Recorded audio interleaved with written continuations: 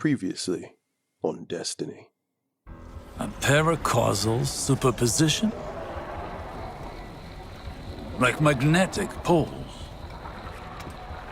You've been busy.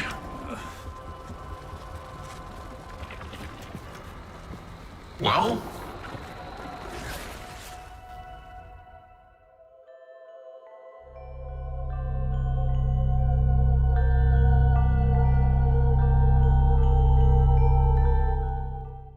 The Veil, a cosmic entity, the silent rhythm which is delicately played out in the hidden undertone of Destiny's story.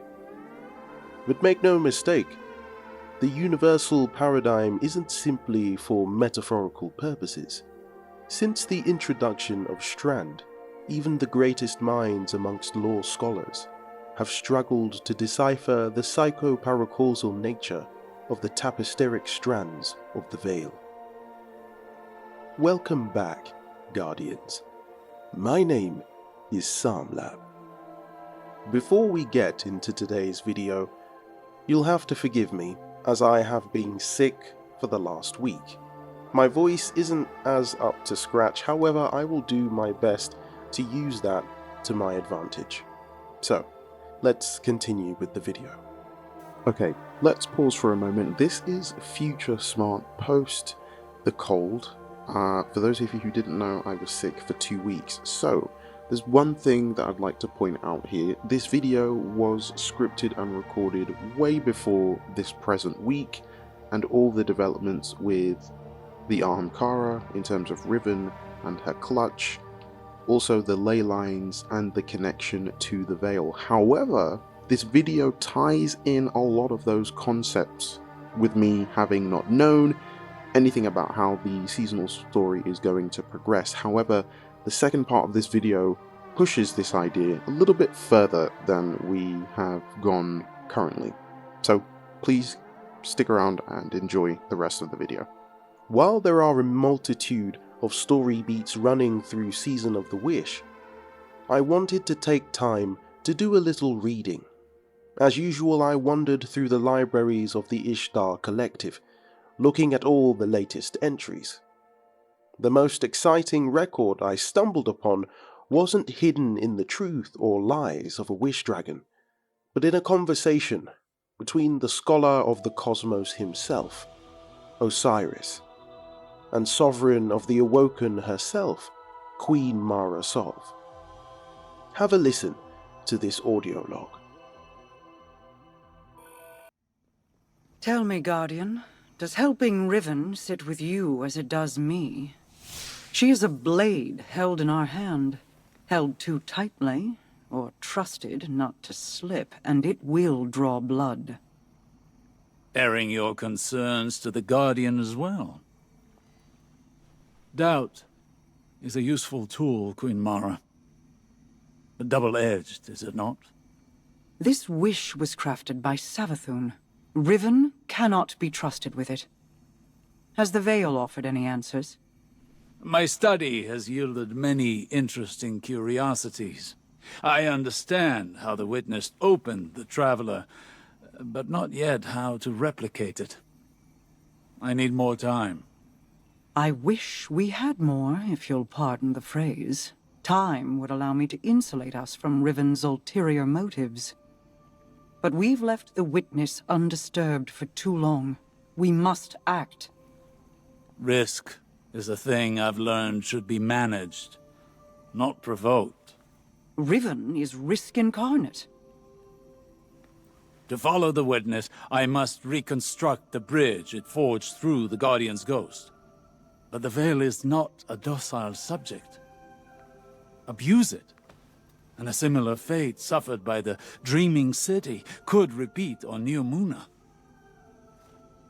So we bide our time while you seek an answer. Until then, we have a dragon to charm.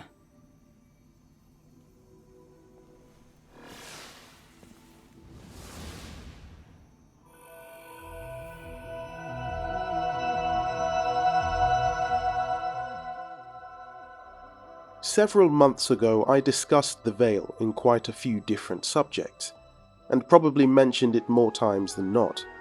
Ironically, the Veil is about as understood as the Traveller. Two entities which predate life in the universe of Destiny, and yet not a single piece of information on their history or origins provide us with greater context. Instead, we have loose pieces of information, a loose historical artifact, which gives us a glimpse. To that end, Maya Sundaresh and Shioma Esi would dedicate their entire lives in an attempt to grasp the unfathomable true nature of the Veil. According to Shioma Esi, the Ishtar Academy researcher, the Veil is a web of consciousness, similar to that of the Vex network, but organic instead of artificial. It connects all the life in the universe of Destiny together. The light, however, represents the domain of the living, the physical. Whilst the darkness is separate, it represents consciousness, pain, and memory. One might say two halves of a whole. Have a listen to this next audio log. River? Yeah, it's a story we tell kids on Neptune. A nursery rhyme. Sort of. Since before history, there's been this raging river. In the story, some try to divert the river, others try to build a dam, but nothing stops it. Lots of people have believed that we either sink in the water or learn to swim. Don't we? See, that's the real wild part. We are the river. And empowered by it, it would seem. You know, I think I know of a place where we can find some of that power.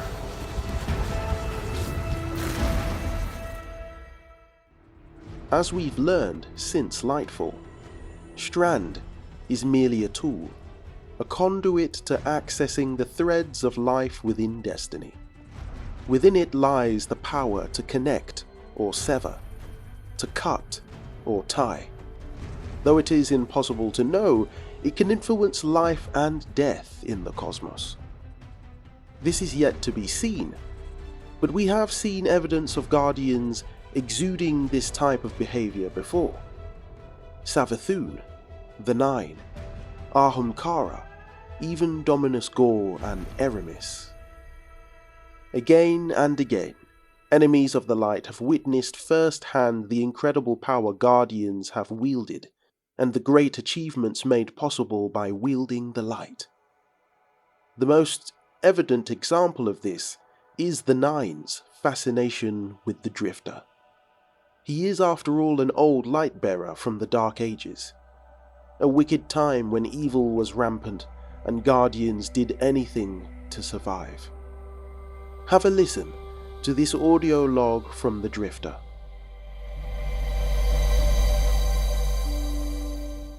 Dark Age was different times. We had no city. Warlords and Iron Lords tore up the whole world trying to prove who was better, what was worth fighting for. I was busy trying not to starve. You ever go hungry till you keeled over? We did that a lot in the Dark Age. Our ghosts would bring us back, still hungry. There's one time I found a village to hide out in. A bunch of huts, really. Good people. They gave me work, and I kept my light a secret while I performed some minor miracles. Then the Iron Lords rolled into town. My ghost stayed out of sight, and they were none the wiser. They cut a deal with us as if we had a choice. Paid us to let them hide out till some warlords showed up, then ambushed them. But we all got caught in the crossfire. My neighbor's kid told me something that still bounces around my head to this day. Right before the light went out in her tiny eyes, she whispered, "I can't feel anything." Yeah, I couldn't either. That's all I got. Cut the tape. One thing that I find particularly odd is how or why Riven's eggs are drifting within the ley lines. Riven attempts to give us a clue and point us into two different directions.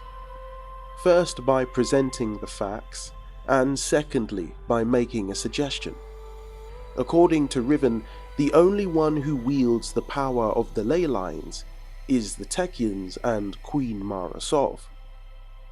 Though I'm not convinced, given the history of interactions with the Ahamkara, I don't think it would be impossible to imagine that the Nine would have ulterior motives. We are still yet to find out what the emissary of the Nine meant when she said their attention is needed elsewhere. There is no documentation in history to where this elsewhere could be. However, I do believe that while Riven may in fact be incorporeal, it doesn't mean some aspect of her physical presence is gone. The only other party who could potentially manipulate the locations of the eggs would also be Savathûn. Have a listen to this audio log from Riven.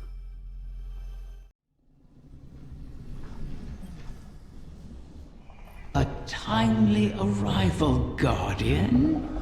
Another egg from my clutch will soon pass by our reality. You should prepare to claim it. It is a strange turn of events that they were cast into the Ascendant Plane. Strange, but not unintentional, I suspect. Ask yourself, who would benefit from such a situation? Who wields the requisite mastery over the ley lines? Who has a history of sequestering the Ahamkara to keep them hidden? I said before that I do not trust Mara Sov. Tell me, do you? She offers you praise and gifts, bequeaths to you a share of her power. Is she so different from an Ahamkara? From me? Do you truly believe she wishes for nothing in return? Know this, Guardian. I have been forthright about what I stand to gain from our arrangement. A future for my otherwise extinct kind. Mara, on the other hand, what does she stand to gain? During Season of the Witch, Savathûn mentioned a contingency, and one in particular involving Osiris. Remember that we can assume that somehow Savathûn has been hiding the way in which she's gleaned information of the future, whether through the Oxa machine or through the Vex. So in essence, she is ahead of the game. Have a listen to this lore entry from the book Rides of Passage, titled Contingency Plans. Surely not. He was too important for that. He initiated playback on another recording. If the Awoken Queen somehow discovers the pattern before I am resurrected, The Witch Queen began. the Guardians may attempt to take the heirloom by force. It won't be Mara's idea, of course, but my dear Osiris, in his cleverness, might talk them into a poor decision. In that case, it won't be worth fighting them off. That would only play to Xivu's advantage. Instead, deliver the heirloom to the Cabal Empress. Savathûn continued. She has more reason than any to use it against my sister, and a protracted war of attrition will be inevitable. While those two rip each other apart, you can approach the Vanguard with a slightly modified deal. Imaru cut off the recording. He hoped it wouldn't come to that. The Vanguard had already guaranteed his safety, but the Cabal had made no such assurances. Showing up on their doorstep with the heirloom was the last thing he wanted. Remember that during the beginning of Season of the Wish, Riven mentions that her corporeal death freed her from the Taken Curse. her bargain with the king has expired. Have a listen to this audio log.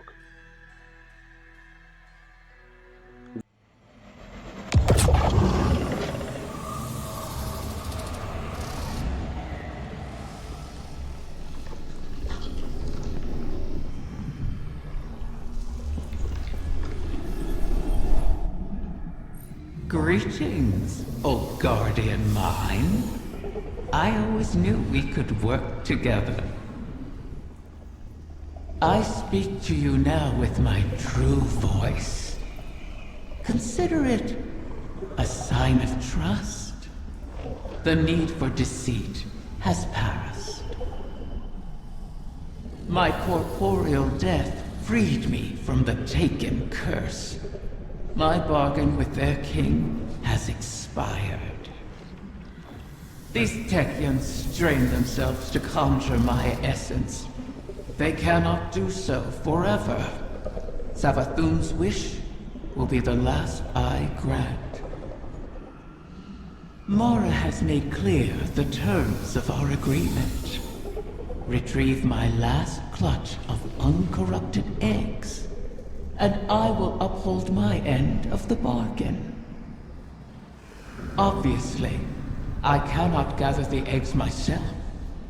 Instead, I will guide you to them through the holes of my former lair. And beware, Guardian. You may find it a place most unwelcoming. This is important, and one of the many reasons why Riven enjoyed getting to work with Savathun. There is so much confusion being utilized that it is impossible to know what the actual endgame is. Another thing which stands out in the importance of the word contingencies. Not only is the lore book dedicated to the subject, but Savathun has used this information to track and also weave the machinations of her lies within them all. She has been scheming since the Harmony wielded and displayed the power of the Ahamkara against the Osmium siblings. There are many parties who would benefit from scattering the last Ahamkara clutch across the ley lines, but most notably would be the Witch Queen. That's a topic for another day.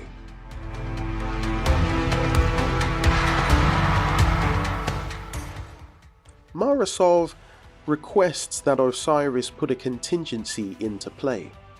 If Riven has plans to usurp us at the end of all this so-called bargain, remember that I mentioned earlier how Savathun had one contingency plan specifically for Osiris, like a puppet master still pulling the strings from behind the scenes. Something definitely seems off to me. Have a listen to this audio log from Osiris.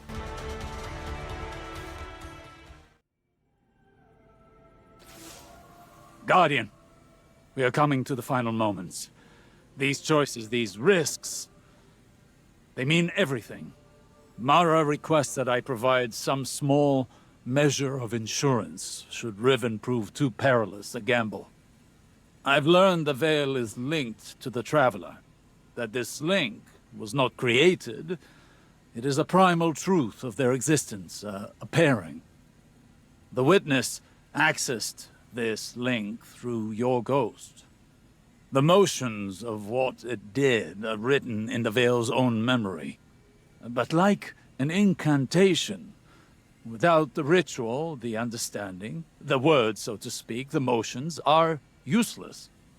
My attempts to recreate what the Witness did, to follow it, have been inadequate.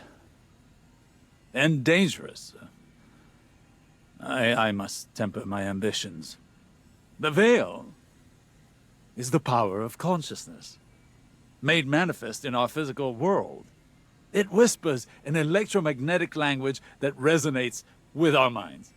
One that can be deciphered, but not by the laws we wield in this universe. It's no easy task.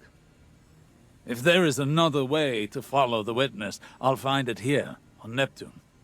It will take time, as all things do. Continue to aid Mara, and I will uncover what knowledge I can.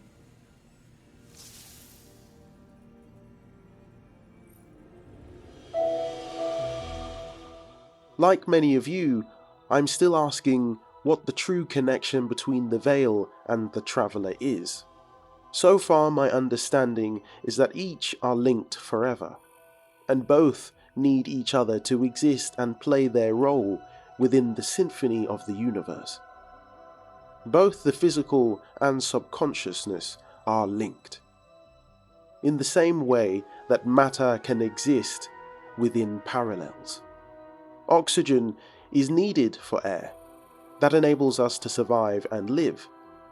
As life in the universe exists, it cannot exist within the fundamentals of air, but air cannot be seen, yet it has a physical presence, heard, sensed, but not seen. However, when it comes into contact with physical elements or objects, it can be perceived. The Veil operates similarly, but on a paracausal level. Another word for that would be supernatural. A living networking of consciousness, connecting every mind and body. No Ahamkara is ever telling the truth. Savathûn knows this, and Riven knows what she does. Right now, no one can predict how intricate the wish Savathûn made with Riven is, but each week we learn a little more. Now, almost all the eggs from Riven's clutch have been collected, and I cannot wait to find out what the outcome will be of this bargain with Riven. And an Ahamkara cannot be wished back to life, can it? Maybe I'm thinking too far ahead. But that's all I have for you. Continue helping Marasov to charm the Wish Dragon, Guardians.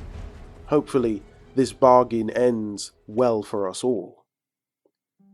Though this journey is dangerous, hope cannot be thwarted, and it cannot be driven away, even in the face of evil. Continue to rise, Guardians, and push back the darkness with your light. Hopefully you have enjoyed watching and listening to this video.